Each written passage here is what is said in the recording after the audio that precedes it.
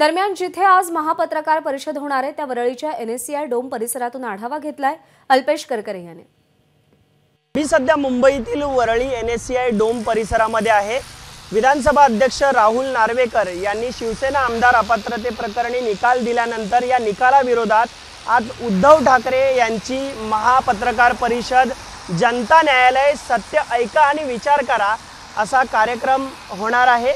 Worli NSCI dome येथे 3:30 वाजता आज हा कार्यक्रम होणार आहे। या जनता न्यायालय या पत्रकार परिषदेमध्ये कायदेतज्ञ असतील, शिवसेनेचे नेते असतील व उद्धव ठाकरे हे सर्वोच्च न्यायालयाच्या अटींचं पालन न करता विधानसभा अध्यक्षांनी कशा प्रकारे निकाल दिला, तसेच हे निकाल देत असताना सर्वेक्षण आणि ज्या नोंदी आहेत त्याच्या विरोधात महत्त्वाचे पुरावे असतील, तसेच व्हिडिओ असतील, फोटोज असतील ते उद्धव ठाकरे हे याच NSCI डोम परिसरामध्ये देणार आहेत। त्यामुळे त्याच्या जय्यत तयारी सध्या करण्यात आलेली आहे। आपण पाहिलं तर वरळी परिसरामध्ये अशा प्रकारे बॅनर्स, झेंडे लावत या ठिकाणी या जनता न्यायालय याचं स्वागत केलं जाणार आहे।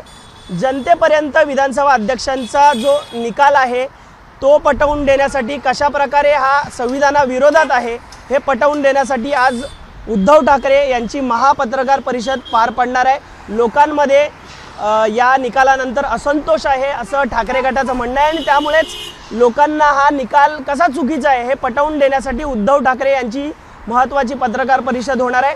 त्यामुळे आता उद्धव ठाकरे या पत्रकार परिषदेमध्ये काय बोलतात हे पाहणं महत्त्वाचं ठरणार आहे। मात्र वरळी डोममध्ये या पत्रकार परिषदेनिमित्तानं जनता न्यायालयाच्या निमित्तानं जय्यत तयारी करण्यात आलेली आहे।